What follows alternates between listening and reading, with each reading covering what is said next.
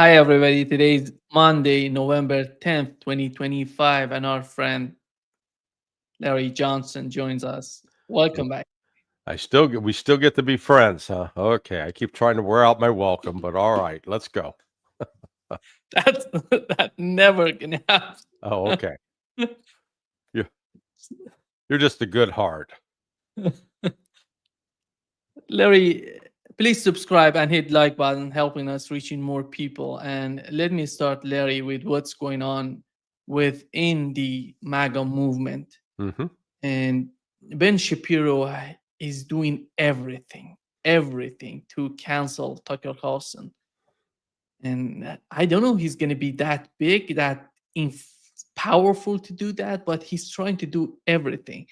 And somehow, looking at the way that Megan Kelly is behaving, she's trying to be in the middle, just somehow supporting Tucker, somehow supporting Ben Shapiro. But you cannot stay in that position for such a long time. You have to take his side in this Yeah. sort of conflict. How do you see what's going on within the MAGA movement? Well, it's the end. It's the beginning of the end for the the pro-Zionist position in the United States, um, for particularly for the 40 and under crowd. So, or people who are like your age and younger. Are no longer feeling that we have this moral, spiritual, legal obligation to support Israel at any price. And Tucker has become a leading voice in that, and that's why the Shapiros and the Levins are attacking him so vociferously and so viciously because they recognize he is enormously influential. Um, he has almost 5 million subscribers to his channel, and that video with the interview with Nick Fuentes, this kid who's uh, labeled a racist and an anti-Semite, um, it is it attracted over 5 million viewers. So that's what Fox News would consider a massive win. Um, So this is, it's fascinating watching. People are lining up, choosing sides, and from my perspective, the Zionists are going to lose. They're losing it. Everything that Mark Levin does in attacking Tucker, and everything that Ben Shapiro does in attacking Tucker, simply brings Tucker more support. So it's not the people aren't lining up going, man, those Zionists, boy, they make a great point. They're a bunch of murdering thugs, is what they are. A bunch of bullies. So it is. This has weakened Trump significantly, and I don't know if he realizes it yet or not. But he has. I think he's fatally injured himself. His presidency will be a failure, not a success, because he has chosen the side of Israel over America. And there are just too many Americans now who want nothing to do with the Zionists and this reflective pro-Israel posture. They thought, Larry, if these sort of theories about Israel and the case of Charlie Kirk, we don't know the reality, but from what we've seen so far, I don't think that even the assassination of Charlie Kirk has helped Israel in any manner. You know, they if we assume that the people who were behind this, when they wanted just to remove him, and after all they wanted to intimidate Yeah. Tucker Carlson, Candace Owens, that is backfiring at them. Well, you've had both with Mark Levin and this Congressman Randy Fine, um, make essentially death threats against Tucker. They don't use the word kill, neutralize. We're going to neutralize him. Well, that's a euphemism for killing somebody. Uh, this split that has now erupted, or it's better to call it a fissure that has now erupted between the pro-Zionist crowd and what's now an anti-Zionist crowd it's significant. A large number of people are basically starting to turn their backs on Trump because Trump is seen as just um, uh, you know a slave to Bibi Netanyahu. They had I'm sure you've seen the video of this kid from Auburn University who asked Eric Trump and the question about, well, why are we, you know, basically your dad's taking $250 million from these Zionists and he gets treated with disrespect. And they brought up, well, because Iran's trying to get a nuclear weapon. And the kid, smart kid, goes, well, wait a second. Iran's a signatory to the IAEA, and there's no evidence that Iran has a nuke. Israel is not, and it does have a nuke.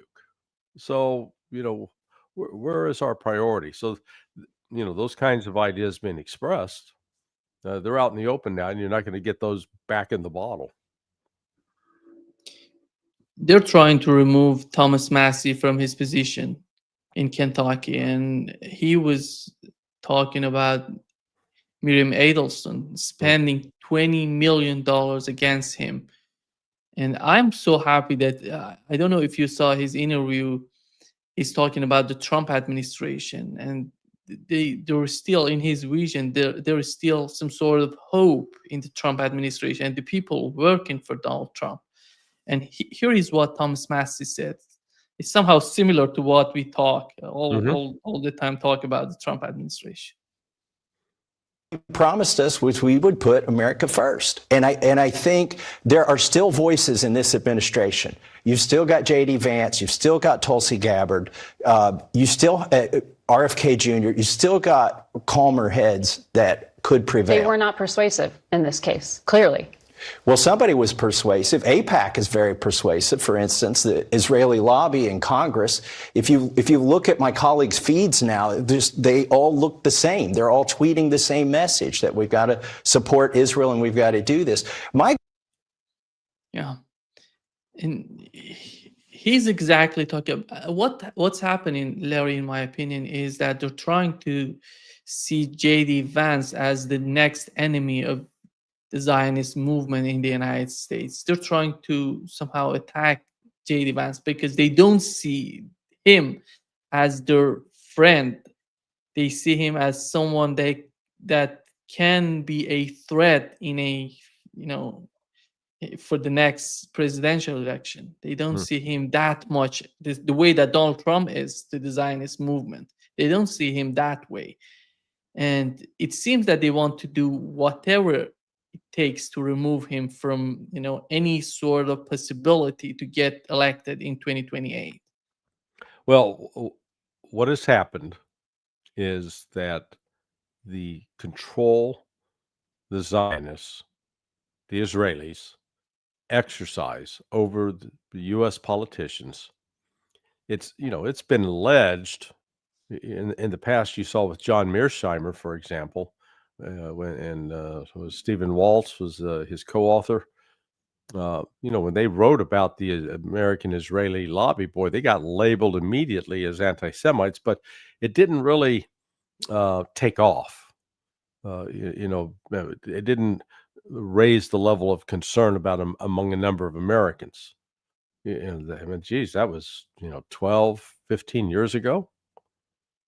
Now it has, Now it's not just Mearsheimer. It is there are a lot of people, and then with Tucker hammering on it, Candace Owens hammering on it. They've got significant media presence, at least on social media.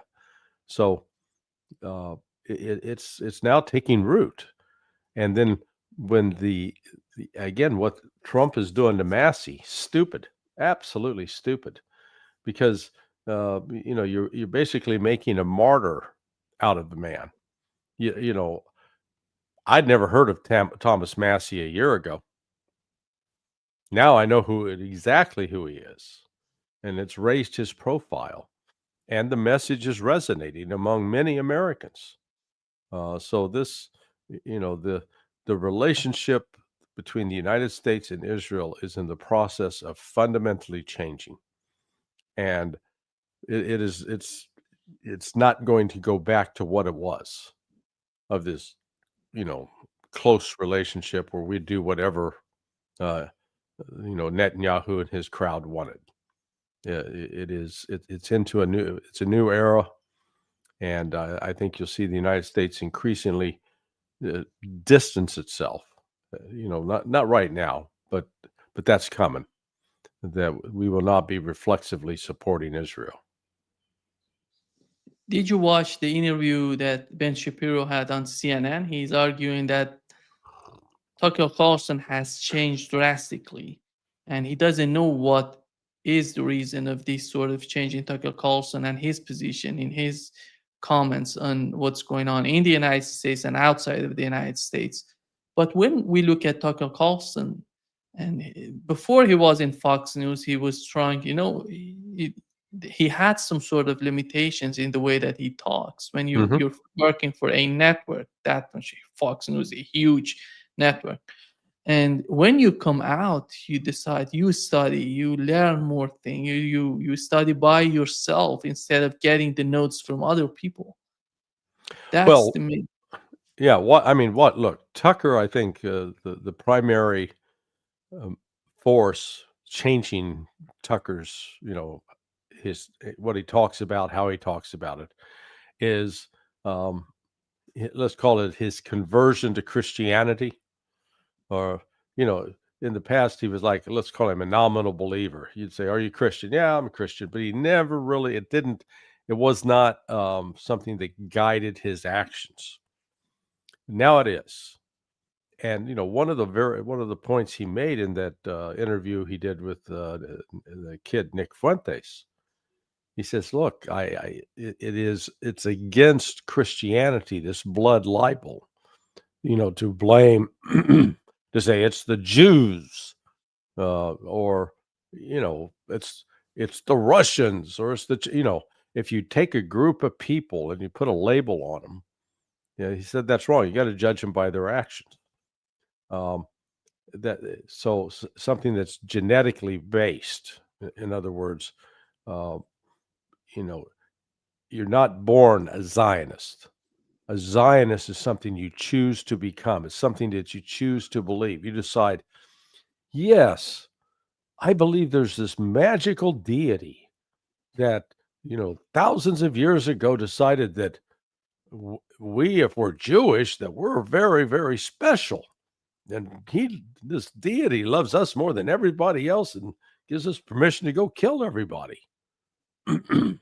That, you can't, you can control that. That's something you choose to believe, as opposed to if you're born black or born Oriental, Chinese, or, you don't have control over that. And so what Tucker was arguing was that's, he called that a blood libel and was against it. So he's been speaking out very forcefully on issues like that, and connected to that is he said, "Look, what he will argue, what the Palestinians, what Hamas did on October 7th, he'll say is wrong, but that doesn't justify Israel going in and murdering babies by dropping 2,000-pound bombs on them." He says no. And he's opined also about dropping the atomic bombs in Hiroshima and Nagasaki in World War II, which I fully agree with him. That was uh, my, I come from Independence, Missouri, grew up, went to middle school across the street from Harry Truman's house, and Harry Truman was still alive when I was a boy. But Truman was absolutely wrong in his decision to authorize the use of an atomic bomb, and Tucker speaks out against that. So Tucker's in a much more secure moral position in discussing these matters than is Ben Shapiro. And When Mark Levin or Ben Shapiro talk about he's promoting hatred of Jews, I said, no, Mark, Ben, we don't hate Jews, we just hate you. Okay, you, because you're both despicable human beings who are full of nothing but hate. I think the history would judge them after all, because what they're doing is anti-Semitic. Because they saying whatever the Israeli government, Netanyahu and his administration is doing with this genocide in Gaza, it's all about, we are all supporting what Netanyahu is doing, which is not the case. And Yeah. nobody would believe that. But they want to make this case that would literally mean anti-Semitism, in my opinion. Yeah, well, look, the reality is Palestinians are Semites. So, the Israelis are, because they want to kill them, they're being anti-Semitic. They're trying to, look, it's a word game. They want to equate being anti-Semitic with being anti-Jewish. And, when Nick Fuentes says things like, the Jews control the media. Well, it's not like there's a council of rabbis sitting around deciding what media policy will be, but it is undeniable that people who claim to be Jews are overrepresented as a percentage of the population in various media companies. So it's not, and they made it so that if you point that out, you're being anti-Semitic. It's just, it's like, is it racist to say that the National Basketball Association is predominantly black? That's just an objective fact. You're not being racist. But what is, I think, and this is a peculiar characteristic of the West, of America, Europe, where the amount of melatonin in someone's skin, the darkness of your skin, whether you're light or dark, makes you somehow different. It is viewed as something, we make a point, he's black, he's white. Whereas there are other cultures where, that doesn't even, they don't react. It's not an orientation. It's not, the racism's not sort of built into the system. Larry, somehow when I think of Miriam Adelson and the wealth coming to this family by these casinos in the United States, the whole concept of casinos, I don't know there may be some people in our audience who want to go in these, places, but I literally believe that these casinos are, the whole concept mathematically is to steal people. Mhm. After all, whoever goes in, they're going to lose something and come back, More often than not, that's the case. Yeah. They were stealing the money of people. They're using them against the people, to change it's unbelievable, the whole process. Well, they play, it plays off of, just like with the lotto. Everybody believes I've got a chance. I can win this. I can beat the odds. And, there's a thrill that comes from being able to place a bet and then to win that bet, but you're right. The way the house rules of these various casinos are set up to favor the casino. That's how the Adelsons became wealthy. Yeah. Did you watch the video of Al-Jolani playing basketball? Oh God. Yeah.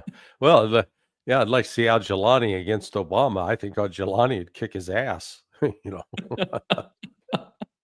Yeah, Jelani was throwing up some, decent shots, whereas Obama, man, he was like shooting with a brick. He couldn't get the ball in the hoop.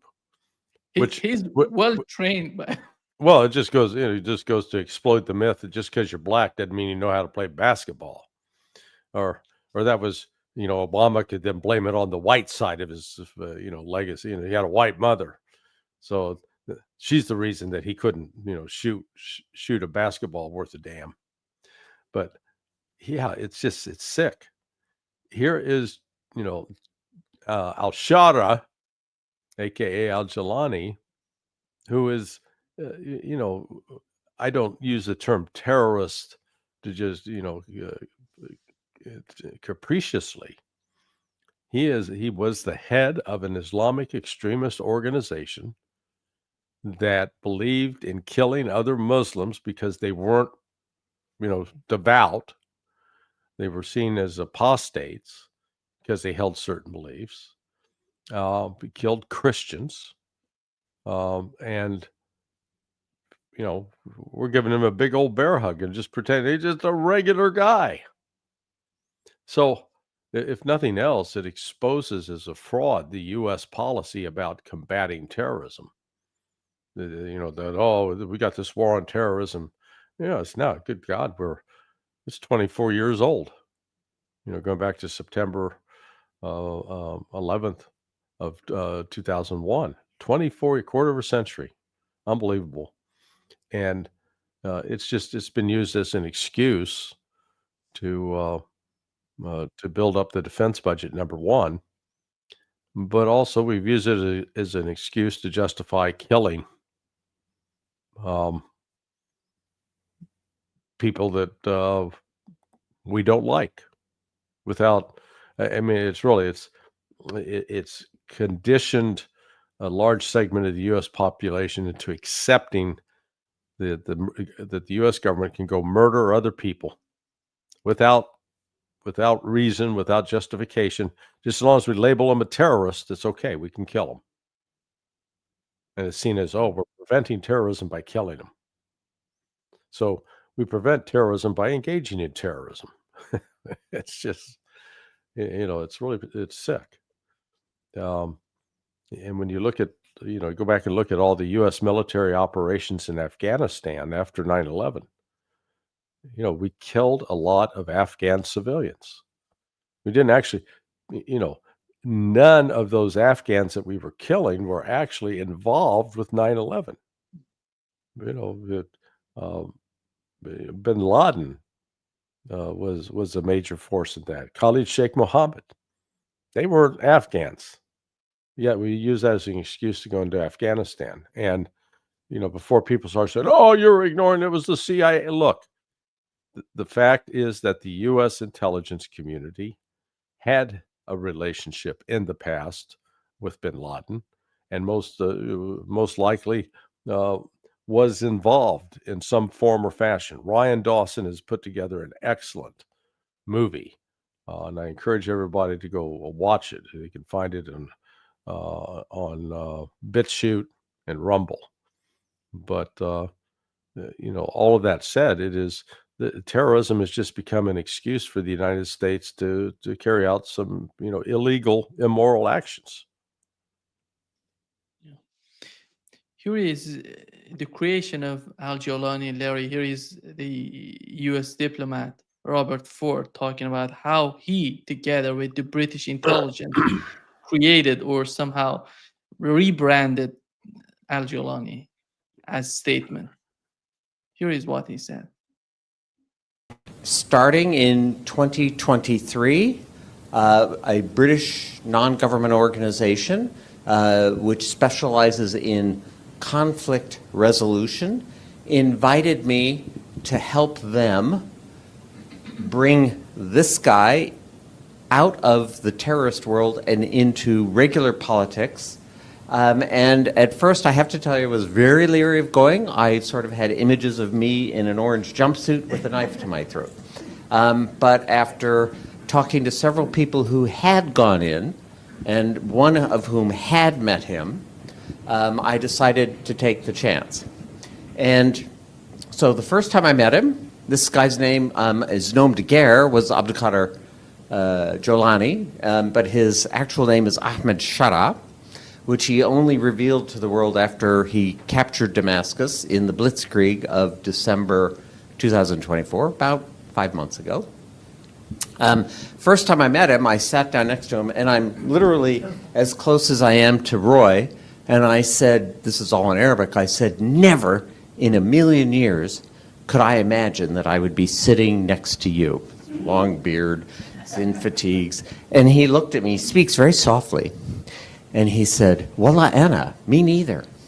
And we went on and actually had a pretty civil conversation. I share this because he said something which really piqued my interest. He never apologized for the terrorist attacks in Iraq or in Syria, although there were many fewer in Syria. Never apologized. But he also said, now I am governing an opposition-held area of northwest Syria, and I am learning that the tactics and the principles that I was following in Iraq do not apply when you actually have to govern 4 million people. And they had 2 million residents of that area of Syria, and then another 2 million refugees who had come there from other parts of Syria. So they had a population of 4 million.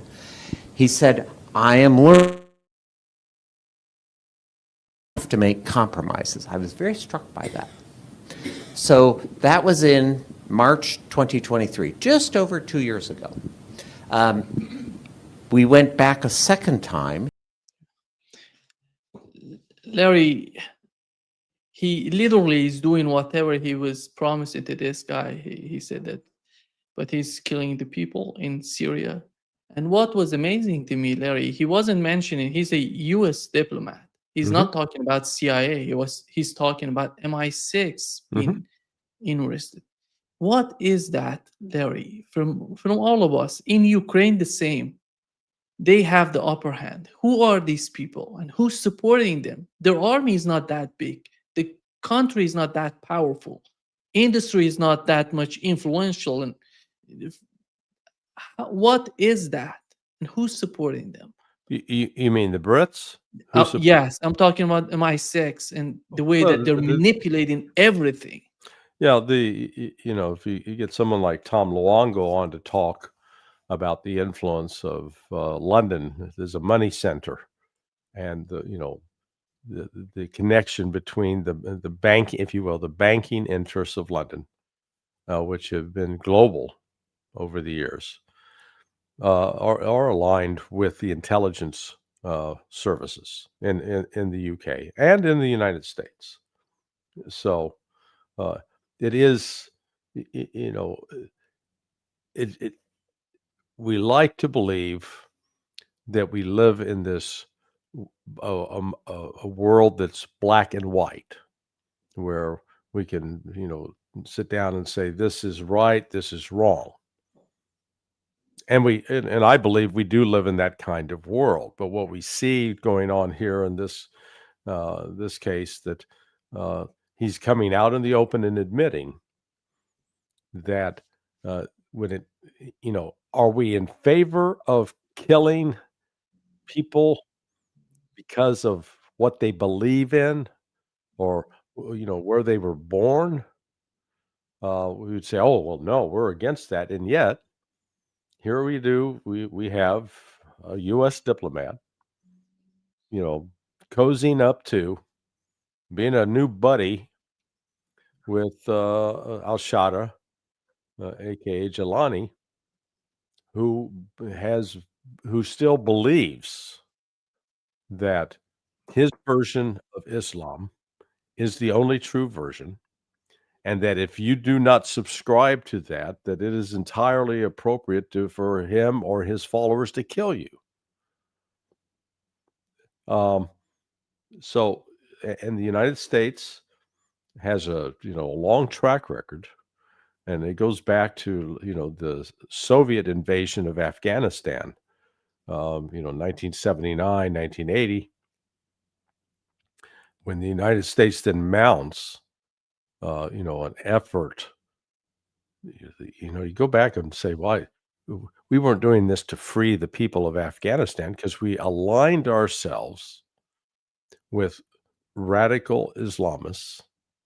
Again, when I talk about a radical Islamist, I'm talking about somebody who comes out of a Sunni theological position and believes that they have got the only truth the only valid relationship with God, and that if you do not subscribe to how they interpret the Quran and how they present what the essence of Islam is, that they can kill you and destroy you. So that's who the United States armed and funded to fight the Soviets, and those initial relationships, and then continued them. And that was, the United States. There's no doubt now that the U.S. was funding the Muslims that were launched the Second Chechen War inside Russia. So the U.S. has been using these people as a tool, an extension of U.S. Force. So, and then when we're attacked on 9/11 by people that actually we had, relations, at least the intelligence community, some segments of it had direct relationships with.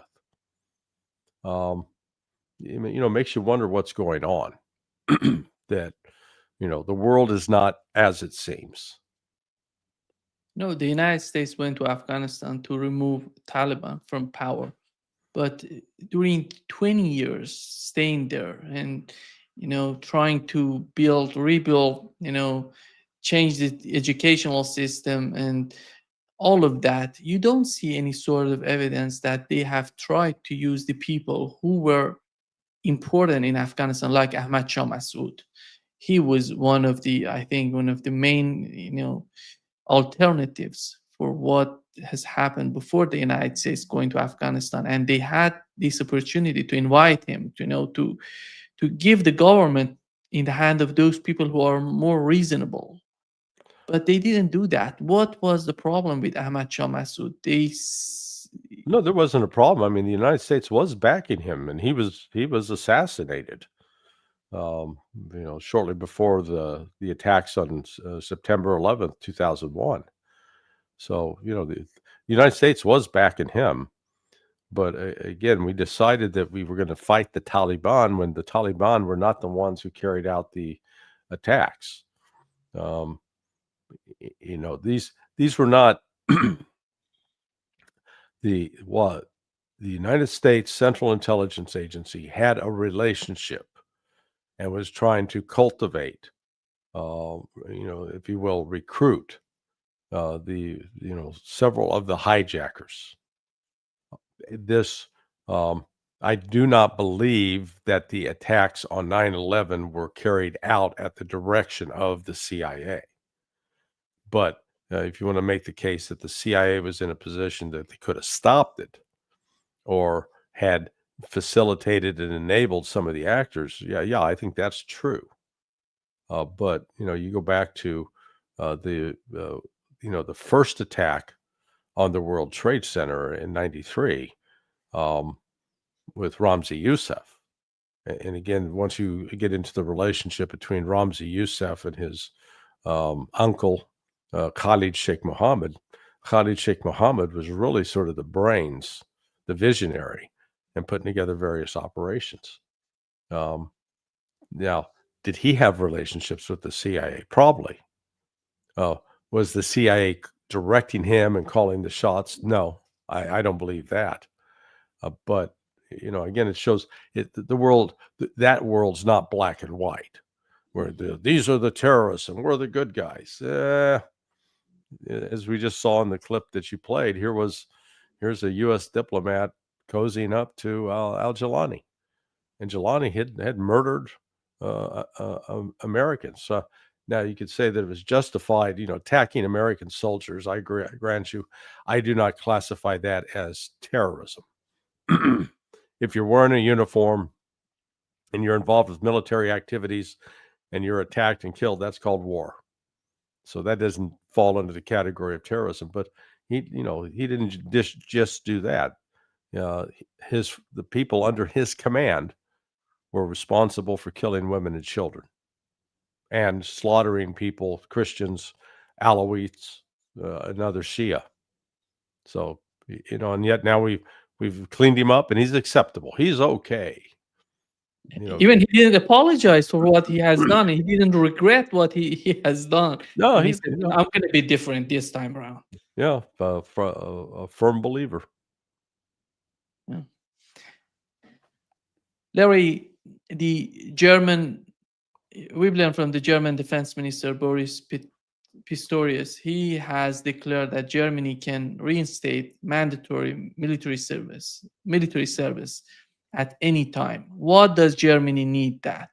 Is Germany preparing for war? Is Germany's long-term strategy is confrontation with Russia?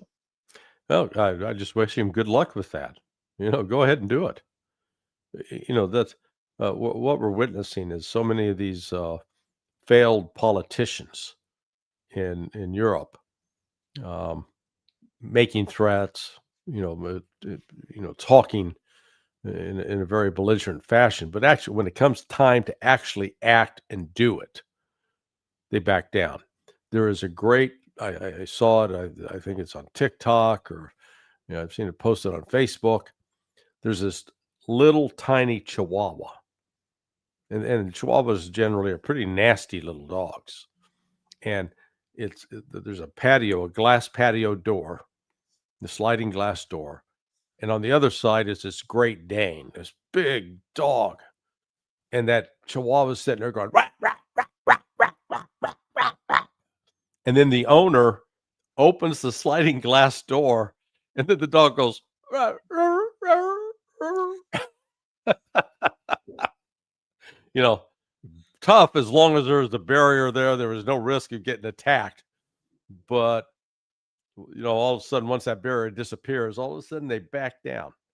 Well, that's exactly what Europe's doing. This is just a politician puffing out his chest and pretend that he's a tough guy. And, the fact of the matter is Germany, yeah, go ahead. Good luck with that mobilization. Go ahead, mobilize. You're 2 years away. If they started today, 2 years away from being able to field soldiers who are potentially competent. Because just because you'll walk you into an enlistment center and slap a uniform on you doesn't mean you know how to fight, how to conduct yourself on the modern battlefield. A minimum of 2 years of training. And then once you get them trained, they usually get killed pretty quick. And so then you got to have a system for replacing. And that's what we're seeing take place in Ukraine as well. So, I hear this stuff from, whether it's the Germans, the French, the Brits. All they are, they're that nasty little Chihuahua barking at the Great Dane, and because they know that so far the Great Dane's not going to get them. Nobody's losing the way that Germany is losing in this game in Ukraine. And I don't know what these leaders in Germany are receiving. What do they receive that makes them, playing that stupid when it comes to the conflict in Ukraine and militarization of Germany, sending more people to the army and preparing for war, and nobody knows there is no war for Germany to fight. And well, actually, how I'd make the case that Poland's actually suffered more than Germany. You've had well over 10,000 Poles, mercenaries that went in to fight in Ukraine, have been killed. And then I think the second largest number has come out of the UK.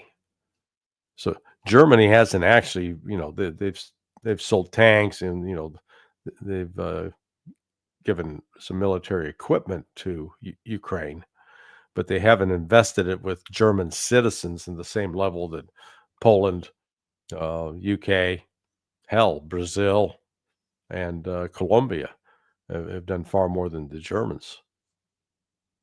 But militarily, you're right. But economically, it's somehow, in my opinion, is different, because you remember after the sabotage of Nord Stream pipeline, there is a pipeline from Norway to Poland. Mm-hmm. And the new pipeline, they have announced it right after the sabotage of Nord Stream.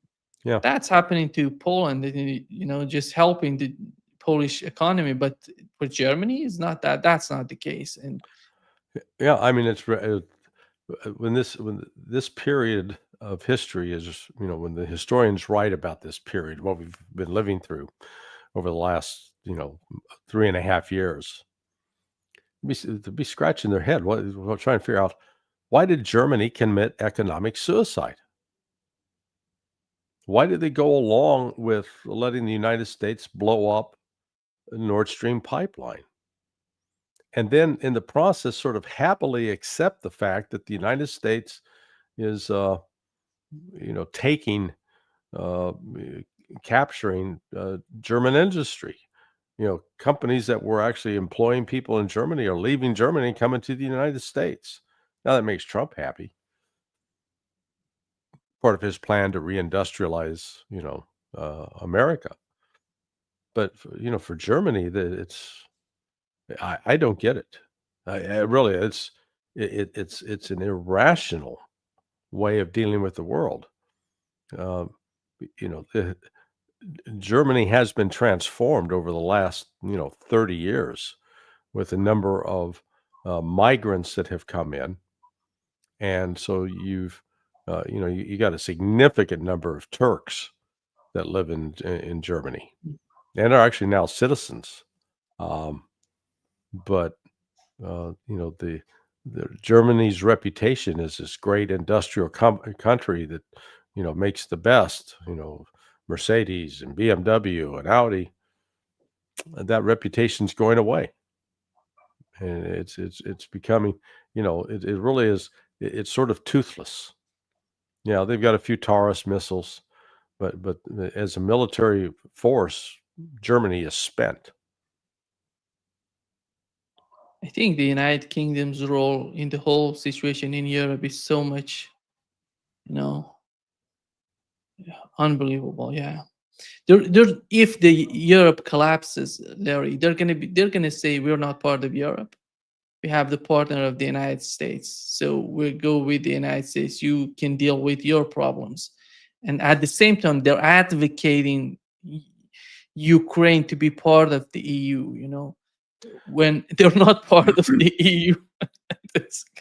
Well, the economic fundamentals for all of Europe, but especially for the UK, France, and Germany, aren't there anymore.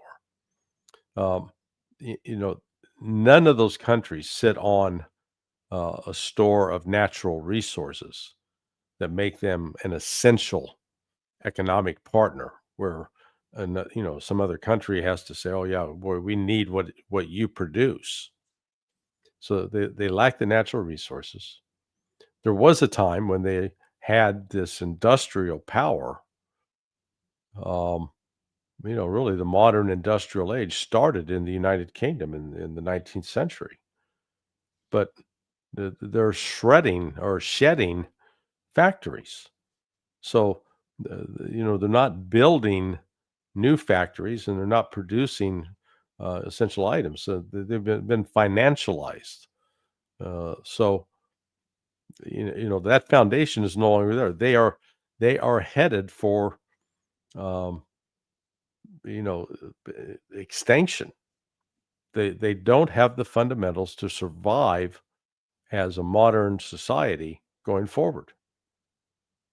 I mean, it's really pretty remarkable that, yeah, they've been the dominant, the UK, France, Germany, um, the European countries have been the dominant force in the world over the last 400 years in terms of really shaping history through the colonial expansion and exploitation of resources from other countries. But that system's now, it's dying, and we're witnessing its death. And these countries aren't willingly going along with it necessarily, where they're saying, "Yeah, we're going to give up our role." They want to retain the power if they can, stay in control. But they're having trouble. I mean, the world's moving away from them. Russia and China in particular, is the dominant force, just by virtue of its economic power, what it produces, and what it's capable of producing.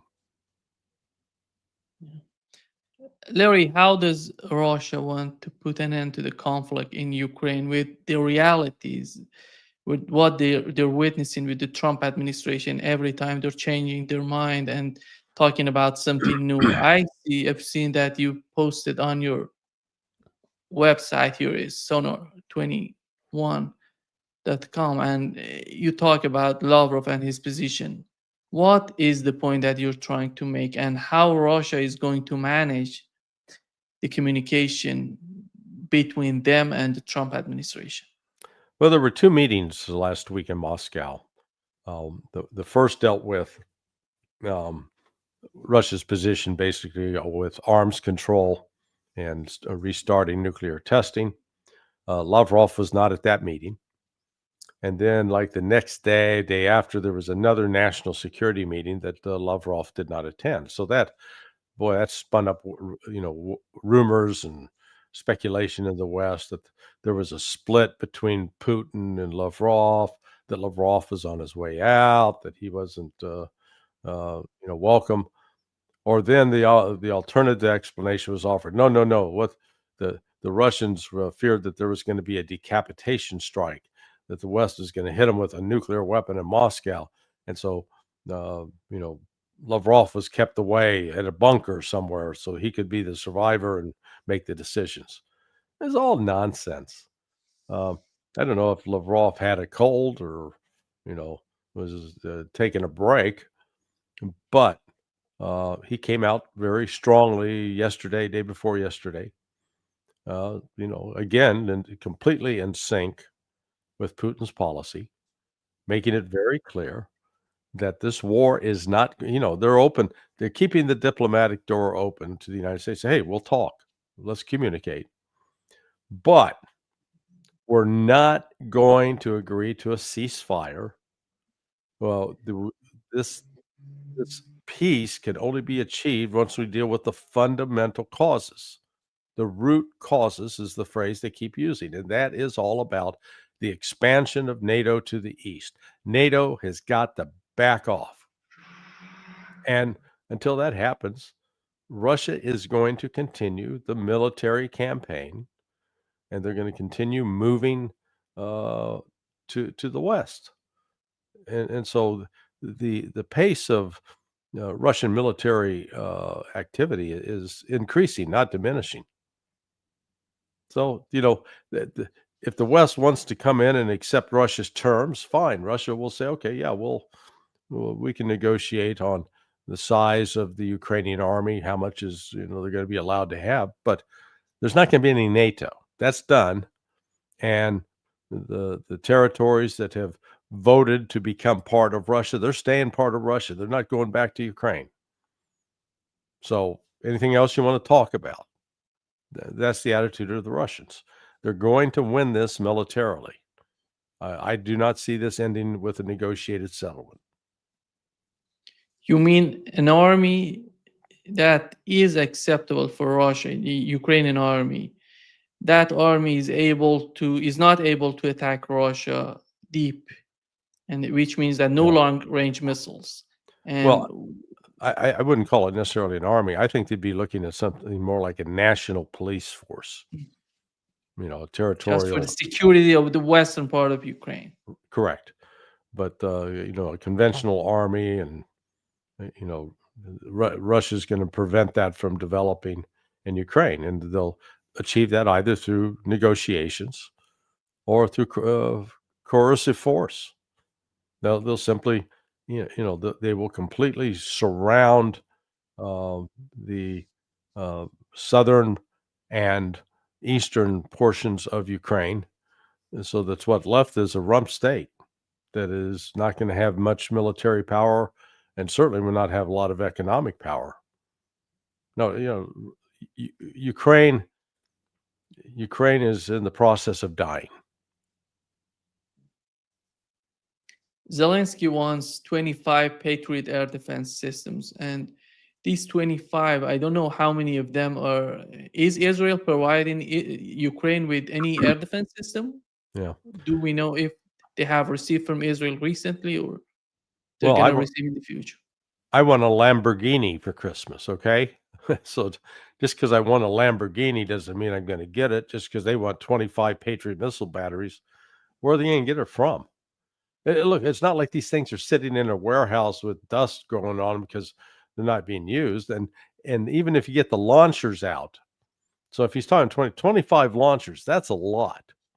The West doesn't have that, to my knowledge, without having to cannibalize other military unit, take it from an existing military unit, and that leaves that unit undefended. But then you get to the issue of where are the missiles that go in those launchers? Because the manufacturer of it, I think it was a joint effort between Lockheed Martin and Raytheon, but they're only making about 700 a year. And we've missile strikes and Iran strikes that Russia's been carrying out in Ukraine over the course of the last 2 months. I mean, more than 3,000 missile and Iran drones. So just do the math. Let's say that out of the let's say there was 1,500 of that 3,000 that you tried to use Patriot missile batteries against. Well, you need at least 2 Patriot missiles per each one of those Russian missiles. That's 3,000. Lockheed Martin only makes 700 a year. And again, it's not like they had a pile of 20,000 Patriot missiles sitting around. They didn't have that. And so when you add up what's been shot in Israel against Iranian missiles and what's been shot in Ukraine against Russian missiles, the inventories on these have got to be, almost non-existent. So that's, the Ukrainians asking for 25, better luck asking to get a Lamborghini. They could potentially get one of those. Is Ukraine, Zelensky believes that Ukraine is a strategic ally to the United States. Is that the case in the mind of the Trump administration? Yeah. What kind of strategic partner is that? Do you have any relatives that have come to moved into your house where they eat your food, they drive your car? They don't bring anything with them. I mean, they're just living off you completely. That's Ukraine. Ukraine is that unwanted relative that's a freeloading bomb. So, strategic out for what? They've been used as a proxy to attack Russia, and that project has failed. That is, and we're witnessing the failure right now as it unfolds. And it's not a pretty picture. I posted a new just short video clip of these Ukrainian military recruiters. They're just clubbing one unfortunate guy like he's a baby seal, and they're going to put a uniform on him and shove him to the front. No training. Again, this entire principle that just because you recruit people, when you look at the numbers that the Russians are reporting that they're killing and wounding on a daily basis, Ukraine, just to replace losses, has to recruit a minimum of 40,000 people per month. And, again, normally the training cycle, if you're going to recruit somebody and put in the military and you want them to be effective in combat, they got to have at least 12 months of training. Well, they're not getting that. They're just getting a uniform, throwing a gun in their hands, say, get out there, And so these are not, they're not creating troops that are going to be effective in combat against Russia. And so this thing, it's just snowballing. They've now created a dysfunctional system, and it's going to become more dysfunctional with each passing week. One of these days, I don't know if it'll be this year, early next year, but the system's going to come apart at the seams. This is not sustainable. What's your take on the communication among the intelligence communities in Russia, Iran, and China when it comes? You've mentioned the war Iran had with Israel, the Mhm. experience they had against the air defense system in Israel. And Russia has a lot of experience in the battlefield in Ukraine, fighting NATO principally, and mainly fighting the United States and the air defense system of the United States. Right. Are they sharing these informations with the Chinese? Oh, I'm That sure that. would be Yeah. hugely Yeah. beneficial No, for I'm the level of cooperation, particularly between Russia and China, is has expanded dramatically over the course of the last 3.5 years. So, if you go back to the start of 2022 and with the special military operation in February, um, there was not the level of cooperation and collaboration between Russia and China. Um, that really that ball got rolling in January, I think, of 2023 during Xi's first visit to Moscow, and Putin and Xi began recognizing that, the old saying by Benjamin Franklin, if we don't hang together, we shall surely hang separately. They recognized they were in an existential threat with the West, and but since then, they've had high level exchanges. You had the prime minister. Uh, there he is. You've had the prime minister Welcome, Paul. of Thank of, you. of Russia going to China. You've had high level military delegations. So yeah, no, we're into something new. This is Russia and China are forging their own path forward, and while they'd prefer to not have conflict with the West, I think they've come to recognize they don't have any alternative. Does Russia, Paul, you've joined us. Welcome, first of all. Well, hello to both of you. Hi there. Paul, do you think is there any sort of alternative for Russia, China, and Iran to deal with the United States and the foreign policy of the United States unless going and confronting the US foreign policy? Well, did you say Israel? No, I'm talking about Iran, Russia, and China. What is the alternative for them instead of fighting or confronting the United States foreign policy? Oh, well, I've always thought if they would just announce a mutual security agreement, it would be the end of the trouble because it's too much of a formidable military alliance for the West to fool around with. So I've never understood, and maybe Larry has better insight into it than I do, given his background. I've never understood what seems to be an extraordinary reluctance of the Russians and Chinese to simply announce a mutual security treaty and to include Iran. I think all of they would put an end to the American hegemonic attitude. It put an end to all the crazy talk in Europe about going to war with Russia, and I think it would stop cold any further American-Israeli attacks on Iran. So I don't know why they don't do it. I don't know. I'd be interested if Larry has an explanation. Well, I think they're actually they're moving in that direction. So you already do have an agreement in place between Russia and Iran. Actually, Russia offered Iran, if you will, a mutual defense treaty more than a year ago, and it was the Iranians that rejected it. They said, "Oh, no. Well, yeah, we want to have a relationship, but we don't want to go that far." Well, So why did they reject it? they saw it as that they didn't want to be in a position where if Russia got into, a war with the West, that Iran would be obligated to join in. Well, Iran's already at war Yeah, with well, the yeah, West. I know.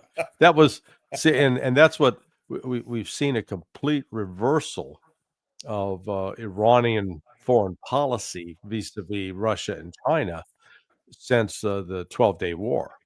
Uh, because Russia and China both offered air defense systems to Iran, and Iran had rejected. Well, no, we got it. You know, you're old enough to remember the Excedrin commercials from the 60s where the woman say, "Mother, please, I'd rather do it myself." You know, that that was sort of a Ron, being a little petulant. But Well, there's now, something wrong. There's something wrong with Iranian leadership. Then they're not very smart if they're well, turning that down this type of protection. yeah, that was one of the criticisms of Pezeshkian and Arakshi, that because Russia had offered it. Now, since then, uh, Iran has had a change of heart, and they are now accepting. They've had high level visits, so they are much more embedded with Russia and China on the defensive side of the house than ever before. So it is, and I don't know if Russia and China are going to necessarily formalize an agreement, but what they're doing from a de facto standpoint.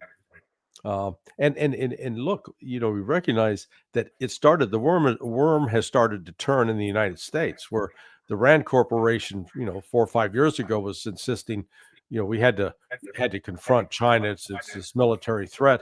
Now they're coming along saying, we better figure out how to get along with them, because we can't beat them, which is Right. true. It's true. Yeah.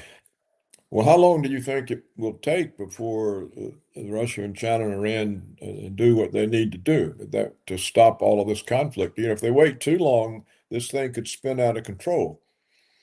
Especially if Yeah. some long-range missile hits Moscow. It could at some point Putin would have to do something, and the whole thing could. I don't understand why Putin let a war go on for 4 years when he could close down the electric grid instantly. He seemed to want a war to last long enough for the West to get so involved that it could spin out of control. I've never understood that either. Do you have an explanation for that? I mean, I don't believe Yeah. all the crap about the Ukrainians are dear friends. I don't know. When you're in a conflict, your job is to get it over with. Yeah, well, Not they don't see themselves so much as, at least based upon my recent visit and discussion with several, business leaders, political leaders in Moscow. They don't so much see themselves at war with Ukraine as at war with the West, and Ukraine is just a proxy. They did say, look, one guy described it, he says, look, we're fighting a relative. He says, because the number of Russians that are married to Ukrainians and vice versa. I mean, just I don't know if you saw the news reported from last week. An ambulance pulled up at the home of General Syrski's parents, who live in Russia, to take his dad to the hospital. So, I mean, here you got the Ukrainian general with his parents, Russian citizens living in Russia. Yeah, I understand that, but still, if they could close down the electric grid and everything's in the dark, and they don't have to kill anybody, and they don't have to lose their own troops. So I've never understood why you let. I mean, it's been a high casualty war, regardless of the concerns with the relationships with Ukrainians who have been part of Russia for centuries. It's still been a high casualty war, and it could have been avoided, I think. I Well- noticed last week, I noticed that finally the military had prevailed on Putin, and they closed down a big chunk of the grid. But if you close it down, there's no movement. There's no way to have stuff come into the country or get to the front or to move troops or for the government to function or anything. So I've just never understood it. It just seems to me like it's been a purely gratuitous conflict that Putin has kept going for 4 years. Well, it's actually, I think we in the West tend to ascribe more power and influence to Putin than is in fact the case, because what's been done militarily has really been done under the guidance of the general staff and Gerasimov. The Russians have an approach militarily that we in the West do not. I mean, they genuinely have an integrated system. And when you go back and look at the course of the events, when they went in February 2022, they weren't going to capture territory. They only went in with 125,000 troops, and they were going up against 400,000 Ukrainians. So, the normal ratio for an attacking force is you want a 3-to-1 advantage, which means if Russia was actually going militarily to conquer, they should have gone with 1.2 million. Well, they did. They had a tenth of that, but the goal was to compel the Ukrainians to negotiate, and in fact, that worked. They had that tank column that was variously described as 24 to 40 miles long that was parked north of Kiev for a month, and during that entire time, what still fascinates me is the Ukrainians did not launch any effective attacks on those tank columns. I mean, they're stationary, they're sitting ducks. They could have wiped out an enormous number. They didn't do it, and I don't know if it was from lack of capability or what, but those negotiations went forward in Istanbul, and they had a tentative agreement. I mean, when I talked to Lavrov in March, he made that point. He said, "Look, the agreement that we were working from was brought to the table by Ukraine." So that was that early stage. And then the United States and Great Britain get in and sabotage it. Is that the agreement Boris Johnson ruined? Yes, exactly. And then at that point, then the Russians start recalibrating. If you go back and look at the map of Ukraine at that point, Mariupol, the areas that Russia controlled that were from in Crimea, and then what they controlled in Donbass, there was a big gap where Mariupol was effectively under the control of the Ukrainian. And in May, the Russians ended up taking Mariupol. They surrounded and captured a number of the Azov members. So that's where the war started shifting and changing. And the Russians didn't have the military force at that time to dominate the West and Ukraine. So they mobilized 300,000 starting in September of 2022, and then they upped their recruitment campaign. But as with any recruitment campaign, just because you recruit 40,000 guys in October doesn't mean they're ready to fight in January. I mean, if you recruit them in October of 2022, they might be ready for combat by October of 2023. So that was another factor delaying, what we saw as a delay in the West. Yeah, Putin wasn't prepared for that. I guess he was counting on getting a security agreement out of Blinken and the EU, and maybe he was surprised at their cold shoulder. Yeah, you can make the case that Putin has been naive, and too trusting in some of these areas. But I think the other thing that affected him was they didn't want to run the risk of getting into a nuclear war with the West until they're ready, until they're prepared. Now, what I think they are now. Yeah, that's why you're seeing this rapid movement now to the West, and Ukraine doesn't have an answer. Do you think Russia will ever succeed in getting a mutual security agreement and getting NATO off their borders? Yeah, It's a security issue for Russia, isn't it? I mean, that's what the whole problem is. Do you think they'll succeed in that? Yeah, actually, I do, because Europe does not have the basis for staying together. I mean, the fissures, the fractures are already showing up. Yeah. And I told I was in an earlier comment with Nima, the best graphic image of this is, and this is circulating on social media. There's this little bitty Chihuahua, and it's standing outside on a patio. There's a sliding glass door. On the other side of that sliding glass door is this giant Great Dane. And the Chihuahua, as long as the door is closed, the Chihuahua is going, rawr, rawr, rawr, rawr, just being a nasty little dog. And so then you see the owner open the sliding glass door, and all of a sudden, this Chihuahua gets this panic look on its face. It's hilarious. That's Europe. That is Europe in a nutshell. That as long as that patio, as long as they got some illusion of security that they're protected against Russia, they're going to yap away. But So what they're doing in Europe now, since they are falling apart, they're trying to use war to hold it together. yeah, but That's what all the war talk is about. It's a way of focusing them to try to stay together. yeah, but where are the factories? You got No, they can't go to war with Russia. I know that. when they did World War I and World War II, you still had massive factories in both Germany and in the UK. The Ruhr Valley was this industrial powerhouse, Yeah. but they don't have that anymore. That's what it's like. You're looking at it and saying, you guys just don't understand the fundamentals. Yeah. Plus they're overrun. They're overrun with immigrant invaders. Yeah. They can't even maintain peace in their cities and protect their women. Yeah. No, that's exactly right. Well, All right. I appreciate your response. I've been puzzled by it for a long time, and what you said makes sense, and I thank you. Well, I try to make sense if I can. Well, we All all right, do. gentlemen, It's I'll difficult. leave you to it. Thank you, Larry. Thank you so Okay. much. Bye-bye. Bye bye. So long. How's it going, Paul? Great.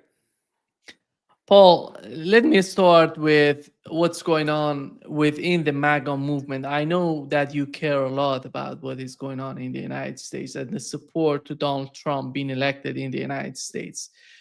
The new trend in the Republican Party is the attack on Tucker Carlson, Candace Owens, and they're trying to cancel them. Thomas Massey was somehow the Jewish lobby, Miriam Adelson, the same person who convinced Donald Trump to move the US embassy to Jerusalem, and who's supporting to this day Donald Trump and his policy and these pro-Israeli policies in Gaza, in Palestine, is going against Thomas Massey to remove him from his position in the United States. What is your take on what's going on within the MAGA movement? First, let me ask you, who is taking the lead in trying to remove Massey? Is Miriam Adelson. Oh, okay. Yeah. Well, she's got a lot of money and it'll speak loudly. I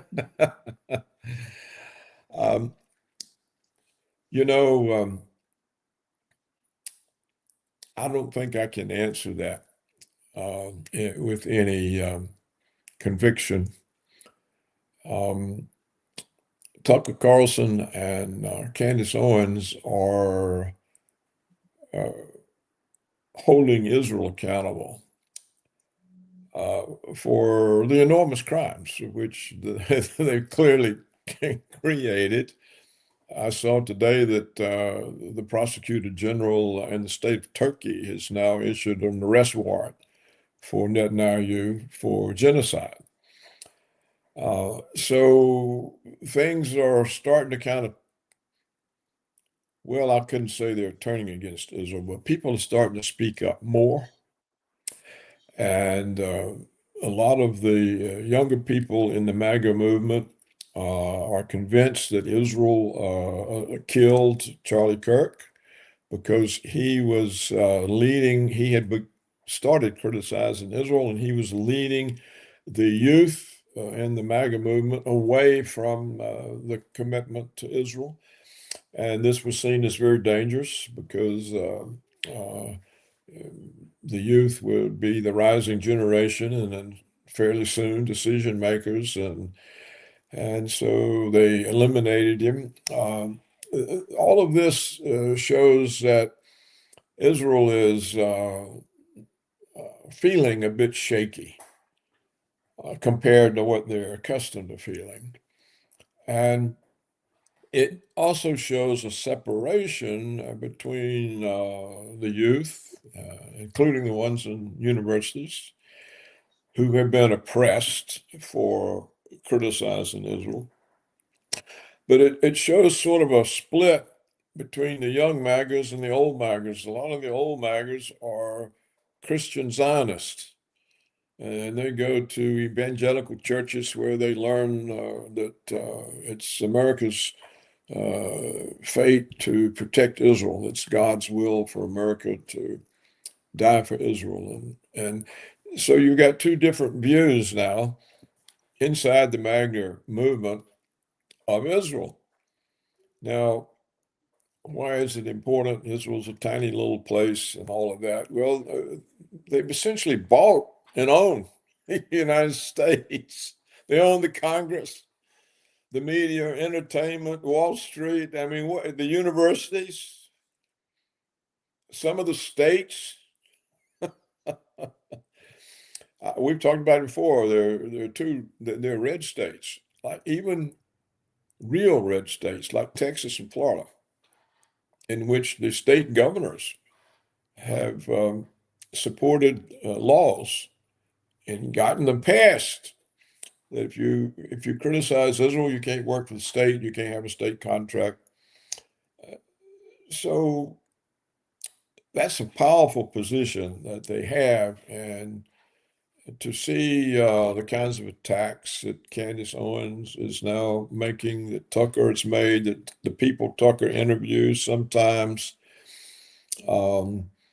this has to be disturbing to them. And I don't know what's going to happen to the Charlie Kirk movement, because a lot of it's, I understand it, a lot of the younger MAGA people think Israel is taking it over, that the Israeli money has come in again, and that Kirk's wife is just a figurehead, and that Israel has taken the movement back. And I read a report the other day, and it looks like Israel has now taken over the Conservative Heritage Foundation, or whatever it's called, Heritage, in Washington, D.C. And so there's a split. How it goes, I don't know. Now, also among the MAGAs, there's always been a confusion, in my view. They want peace, but they also want America to deal with its enemies. So they're convinced that China and Russia and Iran are enemies. But they say they want peace, and I don't know how you reconcile that or how they reconcile it. I once had a professor at Oxford University who explained how people could hold simultaneously mutually inconsistent positions. I don't remember the explanation, because I never had a reason to use it, and it wasn't a field that I went into. But it was a good explanation about how people can occupy two positions that are totally contradictory. Well, I think that's the case with some of the MAGA people. They want peace, but they want us to be tough with our enemies, and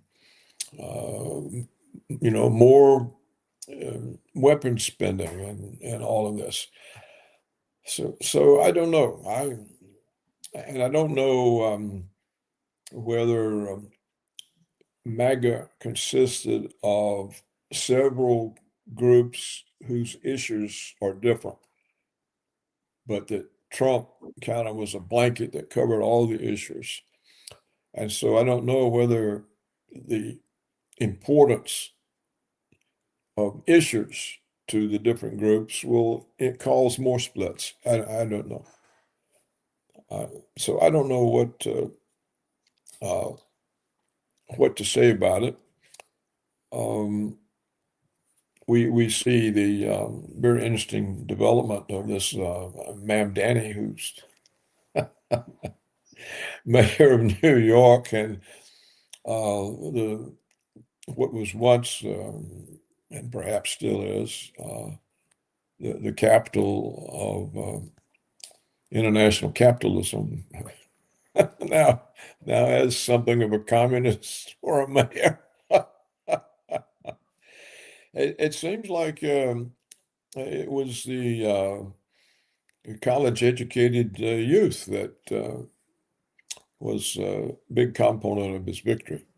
The white kids, the white upper class kids at Columbia and New York University and places that are so happy that he's enshrined. I suspect he'll make a big mess and he'll end up having to beg Trump for bailouts. And I have no idea what Trump's response would be. But other than that, I can't say anything about this MAGA movement. I suppose they're happy the border's closed, all of them. And you can't take that away from Trump. And he did do that. And he did put Robert Kennedy in to try to scale back Big Pharma's domination of American medicine. Big Pharma dominates American medicine as effectively as Israel dominates American policy in the Middle East. And so he has some real accomplishments, and he's tried to remove the status-based privileges that constitute diversity, equity, inclusion. He's tried to remove those as a basis for promotion in government and military and in corporations. And that's a good thing, because a country that's not merit-based isn't going to be successful. There's no way you can have a system that prefers the less able because of race or gender issues. So you can't say the man's not successful. He's had really more successes than presidents usually have, despite all the messes that are still in his hands. And some of the messes may be beyond any president's ability to deal with. Paul, what's going on with Mamdani? Since you mentioned his name, he's the mayor. He's going to be the next mayor of New York. I see Mamdani the way that I was watching and was, pursuing the Trump's case. Because I remember Donald Trump when he came to talk, to negotiate, to confront, to debate, the other candidates within the Republican Party.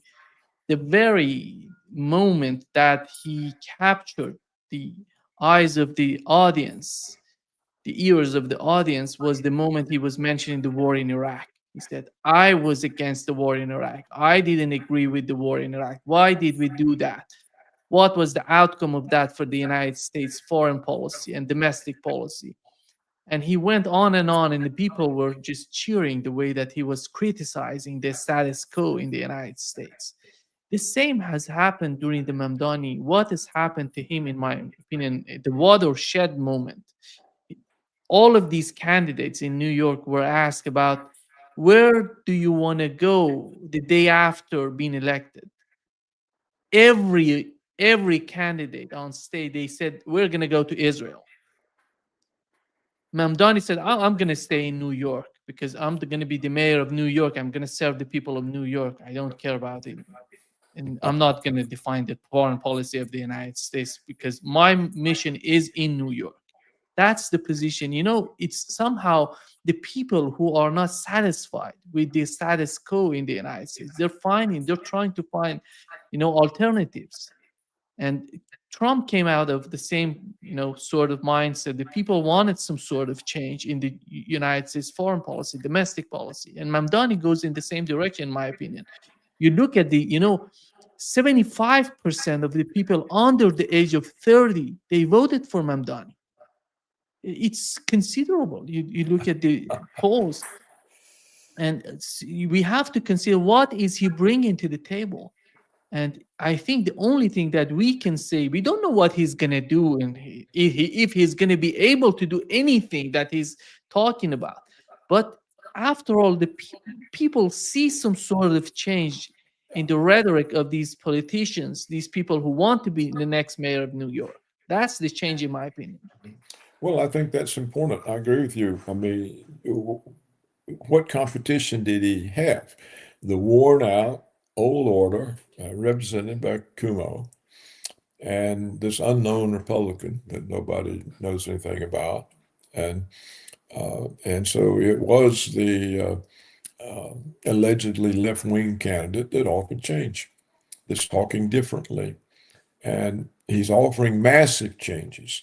So whether or not the people believe in the individual changes he's talking about or not, they see change, and they don't see it anywhere else. And you know, the people running for the office, so it wasn't the kind of choice that a city like New York should be presented with. And I agree with you. Mandami said the right thing. And people are tired of status quo. In a way, he's like Trump, just as you pointed out. Trump probably ought to reach out to him and say, "You get New York straight, and I'll get the country straight, and we'll work together." Because Mandami can't do any of the things he said without causing a financial crisis, and somebody's got to bail him out, and there's nobody to do it but Trump. So I often wondered why Trump didn't take all the offers from the Democrats to be a dictator. They were demanding he spend all kind of money without congressional authorization. Instead, they're moving to some settlement. He should have said, "Oh, thank you, federal judges. I'll take your appointment. You just made me dictator. I don't need congressional authorizations to spend money on 42 million Americans. So I assume I can spend the money elsewhere as well. Look, the airlines are having to cancel all kinds of flights, so I can spend money to keep them running and go on." So he could have just gotten rid of the Congress. We don't need it. That it's not functioning. And I suspect if Mandami wants to do anything, he'll have to do something like that in New York. In the past, I think mayors have found the New York City Council blocking them. And whether it's envy or jealousy or they're trying to discredit him because they want to run for mayor, I don't know, or they're not getting a big enough cut from the contracts, or and of course we don't know with Mandami whether this is anything other than a pose. You see, if he's mayor and his rent controls stop all private development, then the housing will come from his budget from the state building affordable housing. Well, these contracts have to be handed out. There are a lot of kickbacks or commissions, that's the polite word, for controlling contracts. So Mandami may simply see this as his chance to get really rich. He might not believe any of this. This just may be a scheme that he's using to become super rich.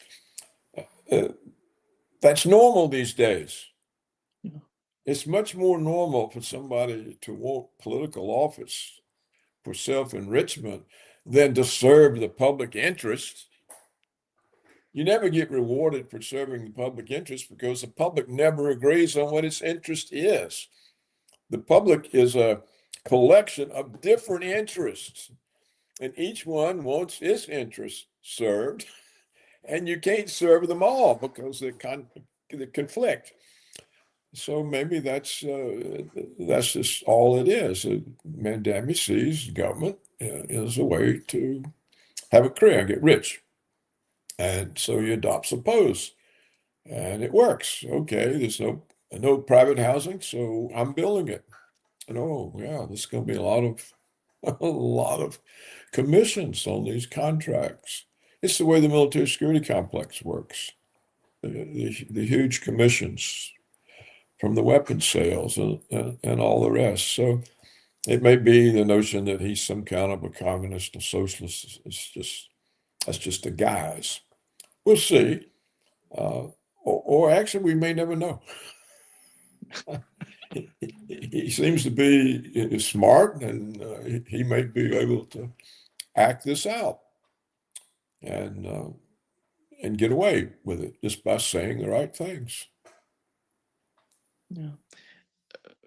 Paul, here is what Tucker Carlson said about criticizing, by the way, the Trump administration and the foreign policy toward Israel. Here is what he said with Megyn Kelly. And we need to reflect on what we have collectively done to young men, which is destroy them, actually. And no one wants to say that because no one wants to take any responsibility at all for anything ever. No one ever wants to repent. They all want to cast stones. They don't see the plank in their own eye. This is including me. It's just humans are like this. And they want to be like Nazi. And it's like, oh, yeah, okay, great. But like, how did this happen? Why are they listening to him? Kind of. Can I ask you, so And part of the reason is because the Republican Party completely betrayed its voters by obsessing over Israel. That's just a fact. Like, what is this? It's a country of 9 million people.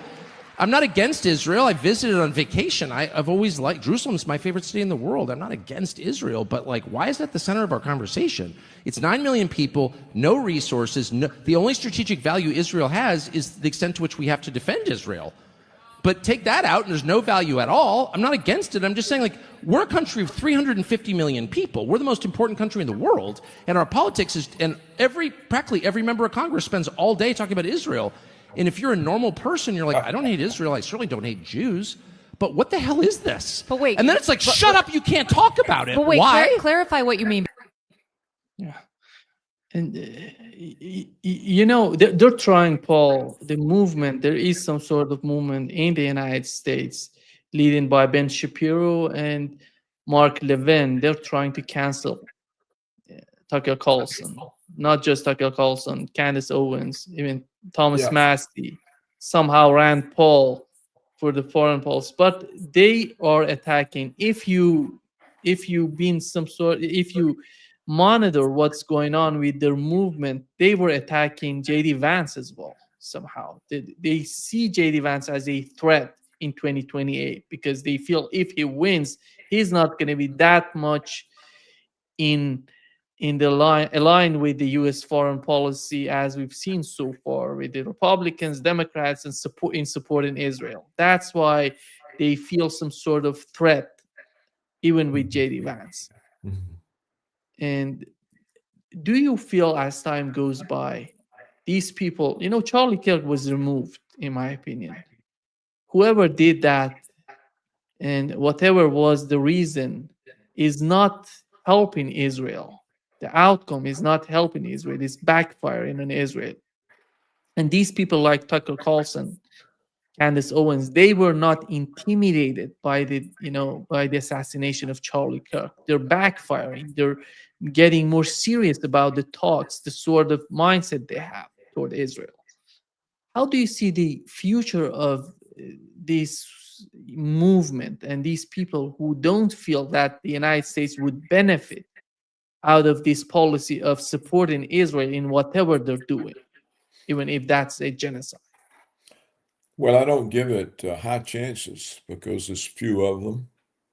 And even though they're very effective and do their homework and are good speakers, like Candace and Tucker, they're up against huge numbers and vast amounts of money. So, and of course, the Israel lobbies, the anti whatever it is league, AIPAC. These are powerful lobbies, and they have proved their ability to block tenure for American professors, voted on by the faculty tenure. Israel was able to step in and cancel it, even for Jews like Finkelstein. His tenure was blocked. So, Tucker and Candace it's kind of like David up against a billion Goliaths.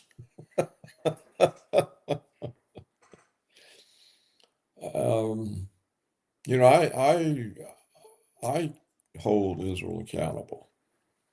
And Wikipedia says I'm an anti-Semite and a Holocaust denier. But they now say the same thing about the Israelis in Israel who are opposed to Netanyahu.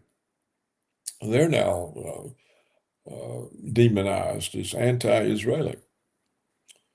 So I think the Israelis, their lobbies, their allies, and the United States is so long accustomed to being told that Israel is our toehold on the Middle East. It goes back to the Cold War.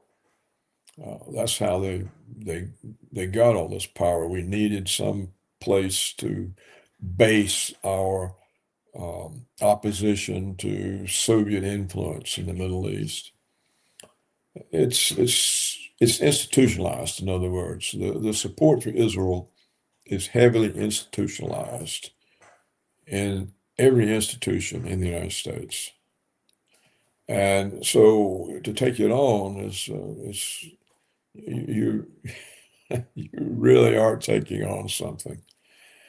And I noticed that Candace Owens understands how serious the consequences can be, because she keeps telling people, I'm not suicidal, I'm not suicidal, I'm not. In other words, she expects an assassination attempt. And of course, they were able to get Tucker Carlson out of Fox News, where he was their biggest draw. Now, it's really amazing if you think about a major news station sacrificing its biggest draw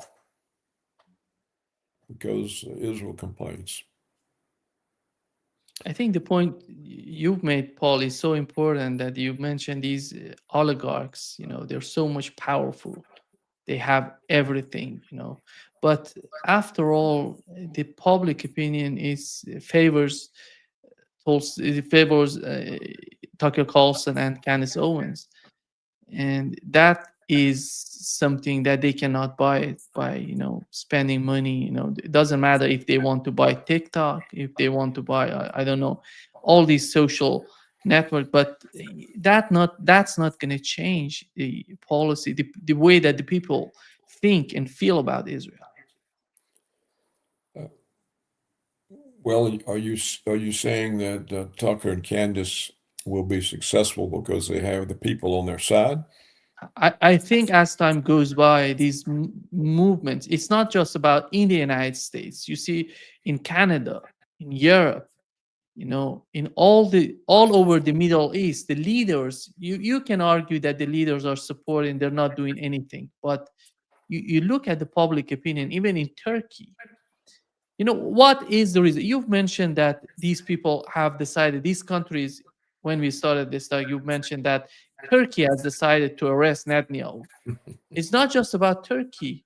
Lithuania, Latvia, Slovenia, Canada, these countries they have decided if Netanyahu goes there, they're going to arrest Netanyahu.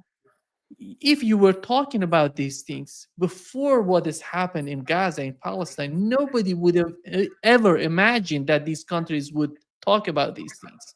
Netanyahu was the most, respected everywhere. They were somehow forced to respect Netanyahu. But right now, nobody's forcing them. And it is not, if they're forcing them, that doesn't work after all. Well, it's true that what the Israelis have done in Gaza has damaged them. And it's also true, I think, that the overrunning of Western countries by Muslim immigrant invaders creates inside countries that have been pro-Israel an opposition to Israel. And these immigrant invaders are in many ways privileged people because of the guilt that the West feels toward former colonies and people that they exploited and put in slavery and all the rest of the litany. So it is true. It's very hard to shut up a large Muslim population that's criticizing Israel. that's located inside a Western country. So I think you're right that it's possible. It's possible now for things to turn against Israel. I think you're right, and we've discussed it in this show that Israel's fearful of that and may have gone to the lengths of assassinating Charlie Kirk. And it's true that Tucker and Candace have followings, but so does Israel, the Christian Zionists. There are millions of these. Every time they go to church, they hear Israel. And if they even hear Tucker or Candace, what their preacher tells them erases it. So it's not like Israel's a sitting duck in any sense, or the Israeli interest, or a sitting duck. And we saw that Israel got Trump to attack Iran. Well, this was an act of war on we'd have to say almost a major country, Iran, clearly the major country in the Middle East. And without congressional approval, and not only did he attack them, but he deceived them, holding a peace talks or something, negotiations, while he attacks them. So, and there were no consequences to Trump. So I don't know that, I think it's a little bit harder for Israel, but not in the Congress. When Mrs. Adelson, whose net worth is $60 billion, I think she's the richest Jewish person in the United States, I think. When she supports getting rid of Thomas Massey, the Republicans didn't rise up in opposition. They didn't say, what are you talking about? You don't even live in Kentucky. What have you got to say about Oh, the about richest, that? the richest Jewish person in the United States is the guy who bought TikTok, Larry Ellison. Oh, yeah. Larry Okay. Ellison, yeah. Yeah. He's yeah. the richest. Well, she's the richest Jewish woman. Yeah. Well, still, it's an interesting topic, but nothing is being done about Gaza. And clearly, there's no ceasefire. I mean, every day there's more bombings, more people killed, more people shot. And apparently, I don't know what's become of the efforts to provide food and medicines and water. I don't know whether this is still blocked wholesale or where some trickles in. Information is so unreliable. You just don't know, particularly from European or American or Canadian media. You have no idea what is the basis of their reports. But nothing is being done. It's still happening.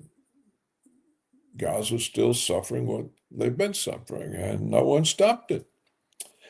And Trump's ceasefire is not a ceasefire, and he hasn't done anything about it. He hadn't called up Netanyahu and said, "Look, we made a ceasefire. Now you're embarrassing me. You're not keeping it. I'm not going to let you continue embarrassing me.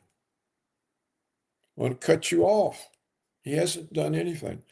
So I don't see real practical effects of the rising awareness that all's not right with Israel. I don't see the practical effects. I haven't And Putin, he hasn't gotten into it or said, what happened to the ceasefire, Mr. Netanyahu?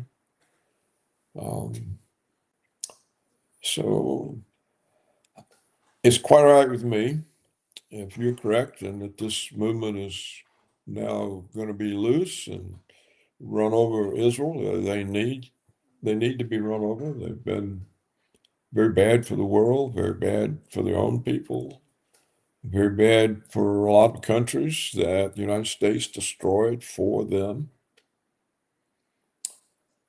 And still, Americans aren't even, they're not even aware of that, Nemo. They think it was a war on terror. Paul, So- people here in Brazil, in Latin America, they're concerned about the Trump's attitude, Trump's foreign policy vis-a-vis Venezuela, and again, not just Venezuela. It's about Venezuela is of particular importance and concern for us here in Brazil, for Latin America. But the other issue is with Nigeria. What is going on with the Trump administration? All of a sudden, they're concerned about Nigeria, Venezuela. We know if they want the oil, the resources in Venezuela, they can buy it from the government in Venezuela, and they're going to be willing to just sell it to the United States. If the United States wants to invest in Venezuela, they're going to be open about it. I don't see any sort of rejection on the part of Venezuelans. But after all, what is the main goal of this policy of overthrowing the government, regime change in Venezuela? How is that going to influence the United States, benefit the United States? Because many of us here in Latin America, we feel that if something goes wrong in Venezuela, that would directly influence the economy of Brazil, the situation here in Brazil. And they're trying to do anything and everything to communicate that with the United States, with the Trump administration. But there is no efficient communication between Brazil and the United States as we talk. Yeah. Well, I don't know what Washington is up to in Venezuela or in Nigeria. Now, it may be in both cases they're trying to get some sort of control over the oil. On the other hand, it may be in Nigeria, the charge that Christians are being persecuted is a way for Trump to shore up his support among the Christian evangelicals in the United States. He's not doing anything about the Israeli persecution and actual murder of Christians. So he's going to, and he can't because he doesn't want to take that on. So he's going to solidify his or boost up his standings with the Christian evangelicals by going on about Nigeria and they're killing Christians. So that it could simply be as simple as that politically. It could just be that simple. What I don't understand and never have my whole life is why Latin America, that is Central and South America, are so disunified. I think the United States years ago made an effort to get some kind of a union and all, and I don't know what was behind it, whether it was our control or whether it was some sort of idealistic way to get an overriding group to hold down the corruption in the individual countries, because corruption in those countries have always apparently been a problem. But Central and South America have never been unified, never.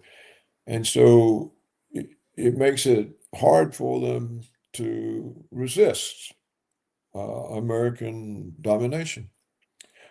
Whereas if they were unified, the huge populations, if you add all those people together, they could withstand the pressures. but they're kind of like the Arabs. They'd rather be knocked off one by one. I don't know how many times we've overthrown Honduras. How many times have we overthrown Honduras government? 4, 5, 6, I don't know, many times. We made so many efforts to overthrow the Sandinistas in Nicaragua. I think we've overthrown a couple of Brazilian governments. You can just look throughout the region. And so if they are worried about what might happen to Venezuela, they should simply start raising up troops and stationing divisions. Brazil sends division, Argentina, everybody, Cuba. And it makes it clear then that it would take a major war on the part of the United States because they're confronting South America. So I don't know. I don't know why there's so much disunity, because it makes the countries impotent. They're helpless. And it's easy for the United States to dominate them. And we were accustomed to dominating Venezuela before Hugo Chavez. We had the oil companies. I mean, all the resources of any significance were under foreign control. And the nationalization of the oil company had actually begun before Chavez, but he finished it. And he also had Venezuela seize majority positions in all the foreign-owned companies that were exploiting Venezuelan resources. So I think that's the sore point that's at the basis of Washington's hostility, and where they want to go with it, I don't know. Maybe Trump, if he's stifled by China and stifled by Russia, needs to show those conservatives who want America to be tough with the enemies. And so he classifies Venezuela as a narco-terrorist. Okay, he's getting an American enemy there, filling our kids with drugs. And so it could be a political thing, when leaders can't do real things, they orchestrate something to satisfy people who hope for results the leaders can't develop. Maybe that's it. I can't say.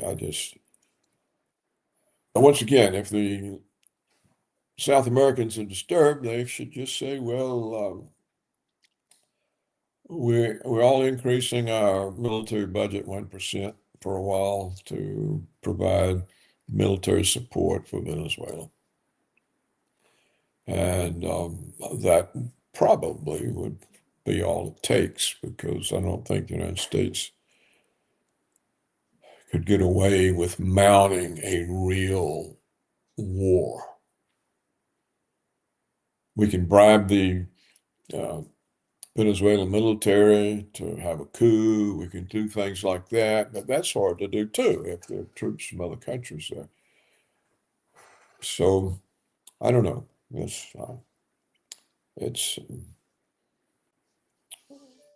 Trump is stifled with his war on China because the Chinese leader he met with was just too strong. He said no. And he holds all the cards. And he explained to Trump, what are you talking about? I hold the cards, not you. What if there's no rare earths tomorrow? What happens? You hold all your big companies, Intel, they all close down. There's no chip. There's no stuff to make chips. There's no. What are you going to do if I occupy Taiwan? You can't do anything about it. It's going to embarrass you. I don't think I need to occupy Taiwan because we're gradually taking them over economically, and that's the way to do it. But so I don't need to embarrass you. But so I think that's kind of woke Trump up, and I think he realized that the trouble with making peace in Ukraine goes beyond a ceasefire. It involves dealing with Russia's real problem, which is a feeling of insecurity. And why are they insecure? There's NATO on their borders, and they got American missile bases in 2 of the countries. And that's the problem. Now, how does Trump get NATO off Russia's borders? That's a big job, isn't it? Yeah. Well, he didn't expect that when he was talking about he could solve the problem in 24 hours. Yeah. The problem was getting NATO off Russia's borders. How's he going to do it? I Yeah. mean, the military security complex isn't going to let him do it. The Congress isn't going to let him do it. If he wanted to do that, he should have taken the appointment of dictator that the completely stupid Democrat federal judges were trying to give him.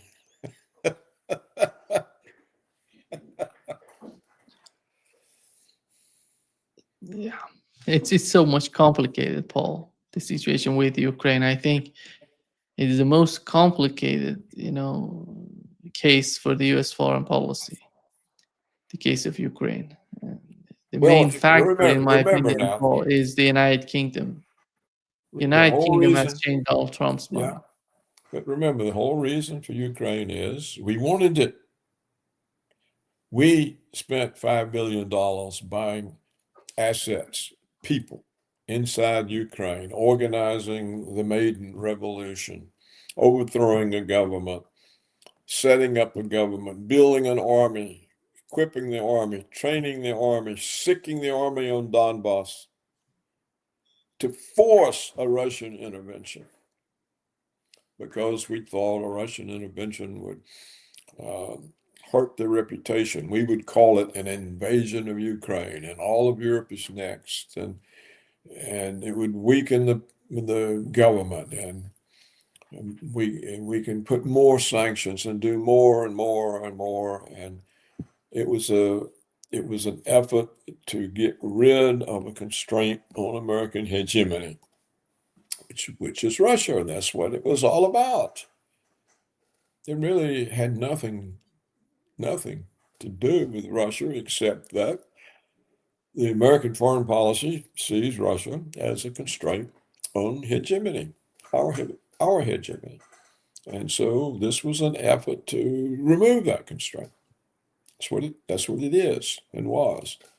I don't think Trump understands that, but that's what it is. It's the Wolfowitz doctrine. That's 34 years old.